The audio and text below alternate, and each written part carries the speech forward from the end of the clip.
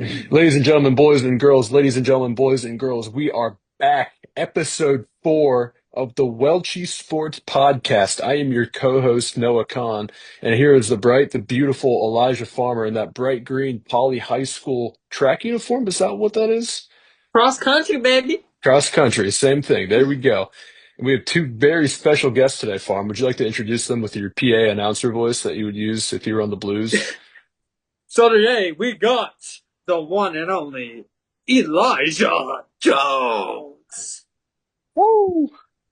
And the one and only, the man who is not Pennywise, but is Pennington, Mr. Pennington, Pennington. How's it going? Thank you, And Paul, for having me on. It's really an honor. Penn Pennington, baby. Penn Pennington. All right, Farm. So we are going to get started with the interview with our two guests. So we got former football player Elijah Jones, big UC fan, and we got big-time Ohio State fan Penn Pennington. First, we are going to start with the interviews with these people. So, Noah Khan, may you have the honors to ask the first question to our special guest. The first question, is it a Welchie question or is it a sports question? The Welchy Sports question, bro. Oh, so it's a Welchie question. Okay. I gotta compose myself. I apologize. I have so many thoughts going through my head right now. I could ask pretty much Oh, we're ready anything. for anything. Don't worry. You ready for anything? Okay, I was kind of put on the spot here by Farm. He's the one who came up with the script and all ready to go. All right, I'm gonna go to Ben Penn, Mr. Ben Penn over here in the top right corner. Benjamin, who is the best NFL player of all time in your opinion? In my opinion, I almost want to say Antonio Brown. He really Yeah, had a lot going on for him. Did you just say Antonio Brown? Antonio Brown, look at the stats. He's, according to season, if he kept going, if he didn't get CTE, he would have been the best wide receiver of all time. Maybe someone like OJ. Really OJ Simpson? Well, he was good only for a few years though. And He then is a murderer, my friend. stopped playing. But I really liked him. Le'Veon Bell was probably my favorite though. Until he got some other stuff. But yeah, those guys right there. I would say Antonio Brown. Okay, what's the sports? I like to apologize for this uneducated sports fan named Ben Pennington, who thinks Antonio Brown is the greatest football player of all time. it's very clearly, obviously, Santonio Holmes. I mean, And I, OJ Simpson, out of all people, he is a He had a few murderer. good seasons. He wasn't like an all-time Who's next? He's like Who's a the best Ken defensive Cadaboo. player of all time? Aaron Hernandez? No, well, no, he no. was a tight end there, Farm. Yeah, he was tight end. He wasn't contributing. My bad. But He was still, good. who's the best tight end of all time? Aaron Hernandez? Rob Gronkowski. Yeah, you could go Gronk. I'd go Okay, that's a good pick. Gronk. I like Gronk. I think Dallas Goedert has something to say about that. He's up there, definitely top three. I mean, he's up Okay, probably top 4. Yeah, same question to the more educated sports fan named Elijah Jones. Who's the greatest NFL player?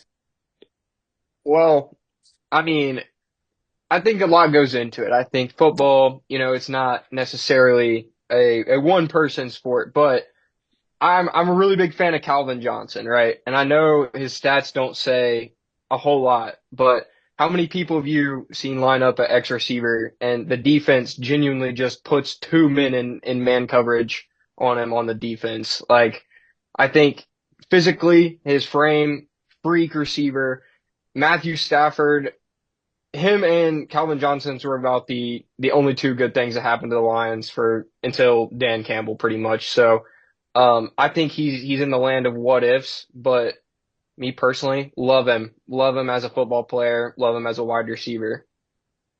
So you're with pretty. the underdogs, not the criminals. I guess you could say that. I guess you could say that. I think Okay. Megatron's track record's pretty clean. I haven't heard anything come out in the number of years he's been retired at this point. It's crazy they didn't win anything though. I mean, but if you have Stafford and Calvin Johnson there, I mean they could barely make the playoffs most of the time. But um, yeah, Absolute shame. All right, Farm. What is our first sports question? We have a lot to cover. Jam-packed show here on Monday, October 27th. So our first sports question of the night is NFL. We're gonna start with the NFL, and the first game of the NFL we're gonna talk about is the Cincinnati Bengals losing to the 0-7 New York Jets. Man, y'all trash without Joe Burrow. That's the bottom line. They say who they. How about who are you? Who Mm. you look Oh like no. the worst team ever who lost to the worst team ever in NFL history. NFL history is a little steep there. You sure about that? Yes, New York The Jets are Browns the lose worst like team in 30 NFL some games in history. a row or something. They only I was going had to say Hugh one Jackson. successful season in their franchise history. They only had one successful season, and that The was a Jets? Super Bowl win in like the third Super Bowl in the NFL What year was that? Mm. years ago. Like I don't even know at the moment. I ain't gonna lie, I don't know at the moment, but I can search it up. Yeah, Yeah, that I was a mean, rough game, man. I remember leaving, we had that trunk or treating. They were up by about 20. And then looking at the box score, they gave up 23 in the fourth quarter. Now you win games. yeah. Can't win doing that. You cannot Yeah, win doing that. Now, They had a Farm, I running have back a. throw a touchdown. 1969 It's a was the terrible year. pass too. Yeah, 1969. 1960. Yeah, that was the year that the Jets. That was the last season the New York Jets was good. Yeah, you could argue that. Now, Farm, I have a hypothetical for you. What? You ready for it?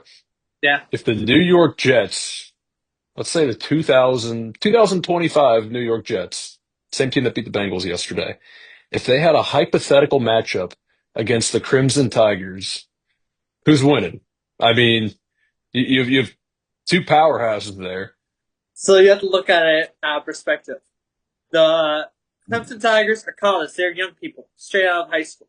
While the NFL or older people has been in NFL for a while now. So like A's, like the older you are, could affect your game. But the young NFL players, they have a lot on the New York Jets. To be honest, they have a lot of young NFL players. They're a team of young players. Uh, with Justin Fields as their quarterback, I have to say the New York Jets will, because of it, New York Jets would, if it's just old people in the NFL on the Jets, then they would, lose. But because of the young people, they would win. So you think like the older NFL players, they're old, their body's wearing down, that, Yes, a college team like the Crimson Tigers, but not all the NFL young players are 18 year acceptable. olds, they're ready to go. They're gonna whoop up Yeah. on some of those. How old do you think some of those guys really get on the Jets? Like they got an old team, don't they? New York Jets, they have like a young team if you look at it. Yeah. Perspective. Clemson Tigers have a young team. They have like 18, 19, and 20 year olds. Well, Hmm. New York Jets have like 23, 24, 25, 26. Yeah.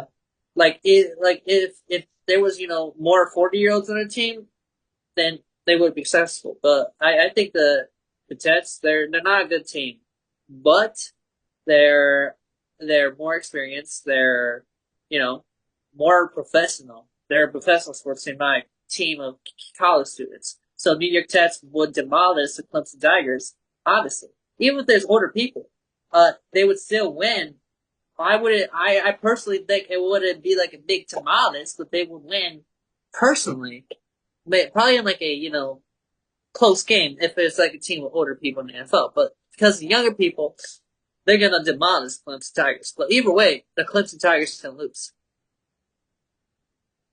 Good take. Good take. Now, if the Thomas More Saints come into the equation, that's a different story, is it not? No, I wouldn't think so. Okay. Okay. Okay. Fair Now, enough. if you look at the game, the New York Jets won 39-38 by one little point. All right, so let's do our special guests. Pennington and Elijah Jones. What are your thoughts on this game? How about you give us a little recap? Well, I mean, at least for me, I really wasn't paying attention to it. I just kind of glanced up every once in a while, saw they were up, and then found out they lost. I don't have much deep insight. I don't know about Eli.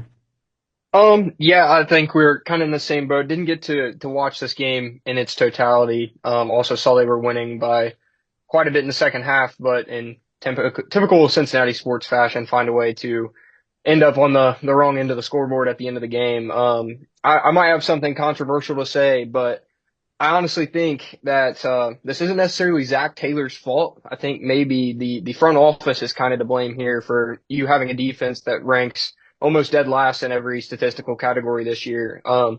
Paying T. Higgins, love the guy, great receiver, and Jamar Chase for Joe Burrow, I think has kind of put the Bengals in a hole here because Burrow has not seen the field as much, especially in the last two seasons. And when you don't have a prolific quarterback that can get those receivers the ball, they're kind of just dragging us down with money right now. So I don't know what you guys think about that, but I think we could have done away with maybe T. Higgins as much as it would have hurt and seen our team get a little better.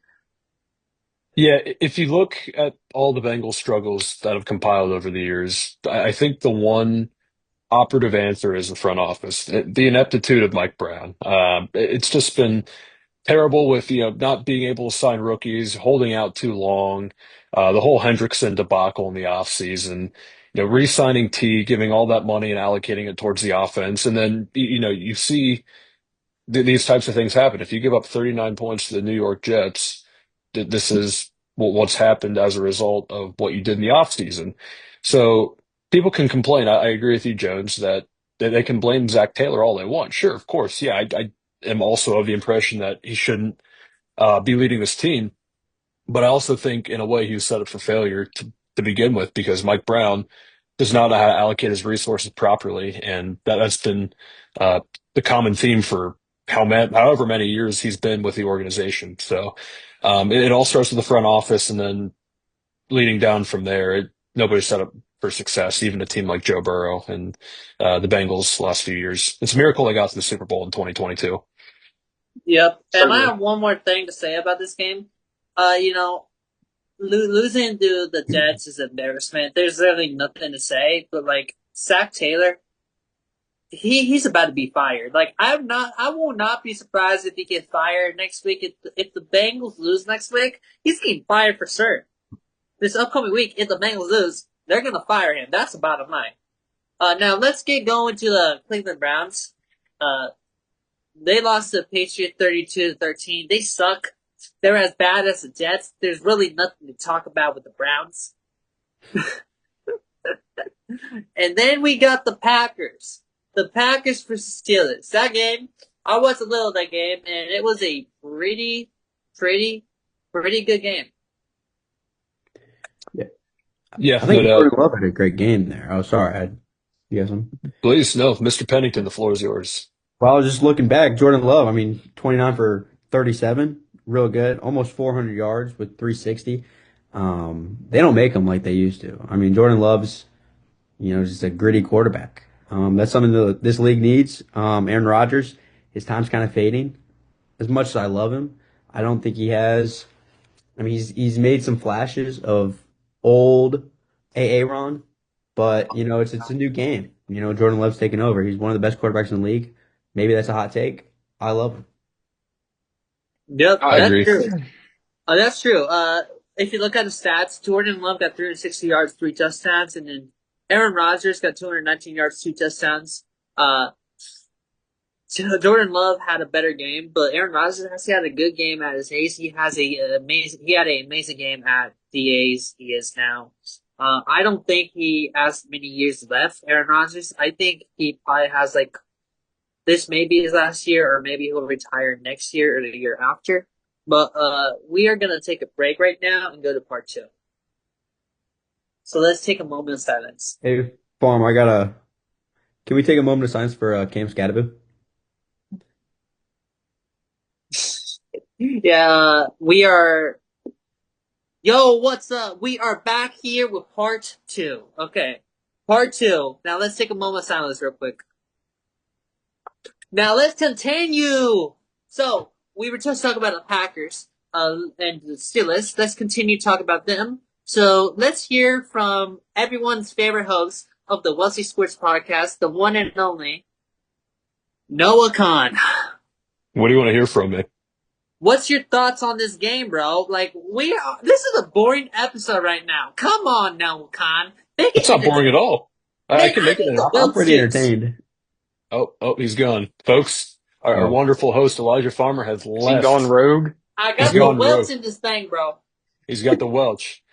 The only takeaway that I can have from the Packers Steelers game, Woo! I'm hyped now. Let's get going. What's your thoughts, bro?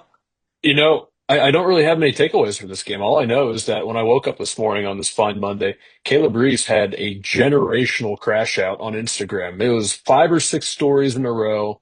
He wanted multiple people fired. And Caleb Reese, if you're listening to this show, I feel for you, man. Mike Tomlin's put you in a bad spot. It's a rough time over there in old Pittsburgh. Yeah, I heard he wanted Matt Canada to come back as their OC. That's what I hear as well. Yeah. And Farmer, I'm hearing something. We got a source. You know what that source is? What? Source Well, says, Matt Canada is expected to sign a 3-year deal to come back for the Pittsburgh Steelers as their offensive coordinator. What do you think about that? I say take the offer. Take the offer. Yeah, absolutely. You could go as far and make him head coach right now, couldn't you? Yeah, y'all lost 25-35. Like, I say take the offer. Like, he should be your head coach. Even though Mike Tomlin is an amazing, amazing coach for Steelers, he had amazing, amazing, amazing years with the Pittsburgh. But it's time to get rid of the old and go with the new. Kind of like the Seahawks did a couple years ago, with my favorite, my lifelong coach, Pete Carroll, has been the coach my entire lifetime. So it's weird seeing their coach, Mike McDonald. But Mike McDonald is the best thing to happen for Seahawks in the last 5 years. And Farm, So what do you think about the go legendary for it. performance of Dwayne Wade last night for the Steelers? Twain Wade of the Steelers. Yeah, just like a quick recap. What did you think about Wade's performance at running back? Ooh. Just don't even look at the All stats. right. Just give it to me he straight. had a 80. good game too. Like I was, I mean, running through the defense like that. Shadur Sanders, on defense really, played pretty well too against him. That matchup was really interesting to see. But yeah, Dwayne Wade really, kind of ran down the throat. And I think it's all a testament to Chris Bosh and how he just held that block there at left tackle. That Bosh Wade duo was just really impressive for the Steelers, and I'm honestly surprised that with that momentum they created in the fourth quarter, Thabo Cephalosha just couldn't get it done there at center, and just too bad. It was a tough loss for the guys. What do you think about that, Farm? Tough, tough, tough, tough, tough. Yeah, do Now, you think I Steph? definitely Do you with think? Jonathan, or sorry, No, go ahead, please. let Jonathan Brains, my guy's been stealing their my right job tackle. here, but it's okay. I They've forgive been you. really making, big gaps for him to really pound through. So I don't know. I mean, what do you think, Farm? Okay. Okay, guys, let's get started to the next thing, bro. We are getting started to the next thing. Let's talk about everyone's favorite thing. Let's talk about them Bearcats, my friend. How about them Bearcats? They faced the Baylor Bears, and they won 41-20. May I get a amen to that? Amen. Amen. Cats by 90. Hmm. Bearcats. I'm gonna say it. Bearcats and Ohio State. But the biggest colleges in Ohio are the best teams in college football right now. That's the bottom line. And trust me, I think Cincinnati Bearcats are better than Ohio State right now. And I'm saying right now, they are going to win the NCAA championship, and that's the bottom line. Oh, I Farmer, what like do you that think? take. What do you think? Because Ben Pennington has a little bit of a dilemma here, right? I mean, he I don't goes to care UC. what Ben Pennington He's thinks. but I'm he's a on the die. Welsh juice, and I'm hyper right now. I'm saying them Bearcats are going to win the Okay, but championship. but do you understand the dilemma at hand we have here on Monday, October 27th? Is that Ben Pennington is a University of Cincinnati student, and he's a diehard Ohio State fan. What's going to happen here? Like, who's he going to cheer for when that championship comes around? Is he going to wear scarlet and gray, or is he going to wear red and black? What's going on? You know, if he does not cheer for his school, Cincinnati Bearcats, then he's not a real student of UC. And he Mm. needs to transfer. He does Mm. not belong at UC if he does not like the Bearcats. That's the bottom line. Guys, may I get a moment of silence for that? But them Bearcats are going to win the NCAA championship. I'm calling it. I feel good about that take. Who's your favorite player on the Bearcats? Like a lot of good guys, Sorsby, Christian Dante, Harrison. No, Christian Scorbsy Harrison. is the greatest. hmm The Mhm. greatest QB in Cincinnati Bearcats history. How would you compare He Sorsby got 13 to out of someone like Emory 21 Jones? yards in yards, 13 completions out of 21 attempts, 111 yards, 2 touchdowns, and he got 85 yards rushing and 1 touchdown. He is the white Lamar Jackson. Well, yeah, just to touch on what Ben said, Emory Jones is the only player that I've ever seen get booed off the field at home. So if that says anything from where we came in the Scott Satterfield era. That's probably the precipice of it right there. Yeah, Yeah, you know, yeah. Now, may I ask you a question, Mr. Ben? Because y'all had a bye week. Y'all did not play this week. But you guys are playing next week against Penn State. That Penn State, they did this fire their head coach. So what is your thoughts on this game? You Well, I know, the think win this game, probability, I'm not done yet. The win probability of the game is 90.3% Ohio State, 9.7% on the Penn State. According to the internet, y'all need to gamble your money on the Ohio State. yeah, They are number one, but they're going to go downhill because UC is coming up. Now, yeah, may I hear from you? UC's coming up on OC pretty quickly here. Um, you know, their head coach, I will say Ryan Day, obviously as big of a fan I am. He's got a soft program. Great beard. He does. He's really got a soft program. He can't win the big games. Sure, he won a national championship, but he still can't beat the worst Michigan team, which again hurts my heart so much since I'm such a big OSU fan. I really think this game against Penn State, they've been down, kind of lost their head coach there. Can we take a moment of silence for James Franklin?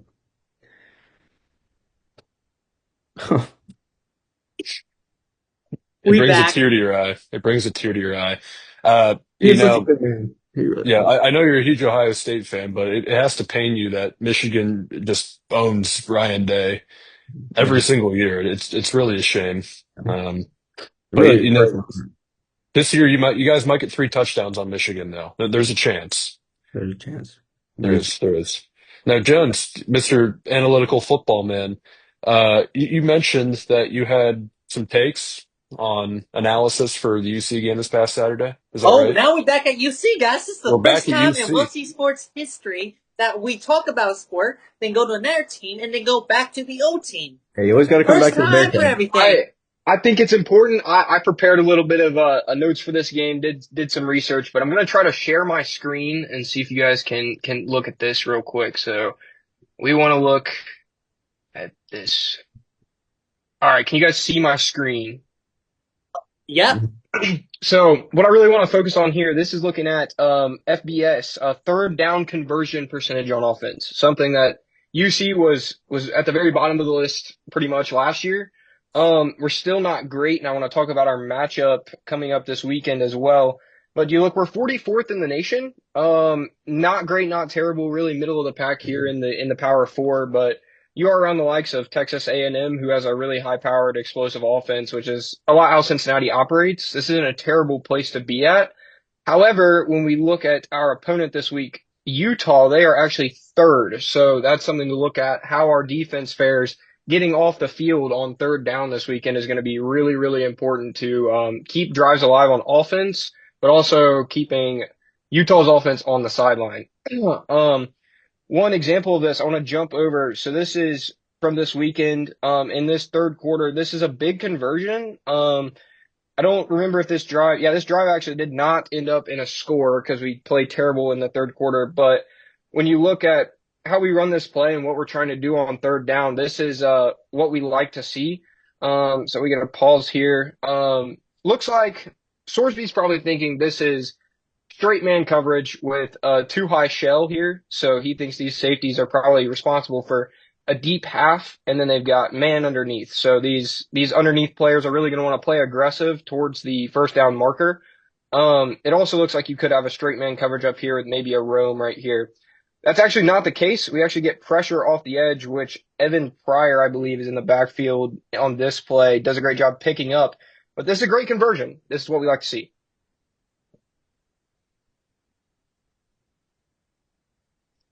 So this is a great play on third down. I really like what we were looking to do here. You have two in-breaking routes that come in and really hold up these guys, and then you get your best receiver in a one-on-one matchup against a safety, and he really doesn't have a prayer covering this. We'll watch it one more time. He's got some inside leverage. Cyrus Allen breaks him off. Looks like easy first down. So that is really what I wanted to look at in terms of Cincinnati football. Really third down conversions, I think, are going to be huge for us moving forward. So. Yeah, I think so. I think also our red zone offense, right? That's a testament. Like if you're able to pull that up, maybe if you're still on there, our red zone, I believe we're number one in the country. We have scored every single time in the red zone so far this year. There's not a single red zone drive where we haven't scored, which is really, really incredible. Um,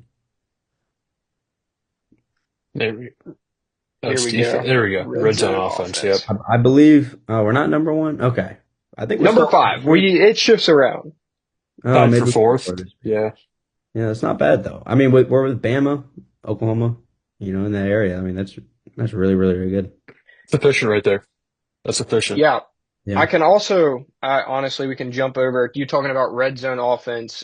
This is not a red zone play, but I think it's something that really identifies a lot of what we're doing well this year. If I can find it. So this play, is not necessarily something that goes for huge yardage, but it does show a little bit of how our offense can be explosive. So we're going to get a veer by our running back. This is blocked really well. You're going to watch, Baylor's Will linebacker really gets caught in the wash, plays this pretty poorly. And this has the potential to be a big play, but it's also a big red zone play here where he's going to bend this back and really find a good gap to run through here. Um,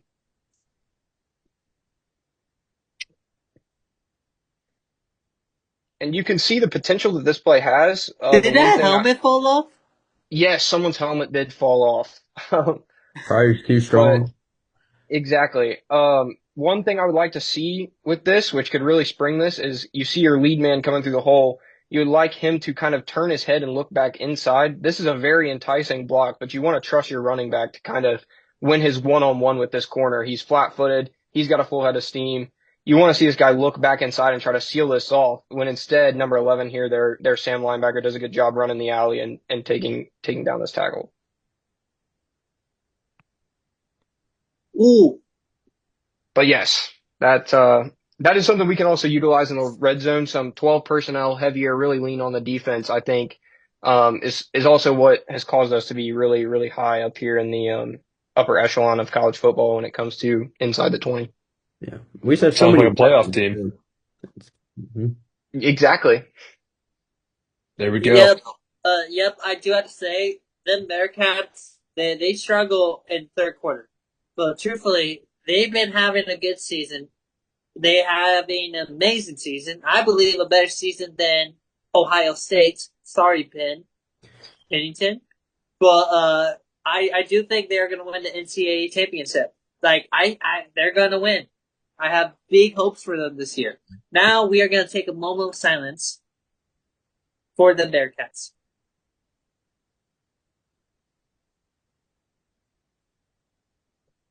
And we are back here, okay? That was a great moment of silence, my It's friends. really good. Just Really a good. quick Longest side one note. in Do you think history, I they think. will be serving Welch's at the national championship this year? You know, I'm telling you right now, if the Cincinnati Bearcats make it to the national championship this year, I am gonna buy everyone a Welch's. I love I it. like that. I'm here for it. And we're gonna have a party on Welch's Sports Podcast with the Welch's with like 80 people up on here. Amen. Now, Praise the Farmer, Lord. I think Praise the Lord. we have 7 minutes left, so I think we have to get in some Welchy questions for our guests. What do you think? Okay, we still have a lot more to talk about, so let's take a little break and then come back with a new Zoom. Alright? Sounds good.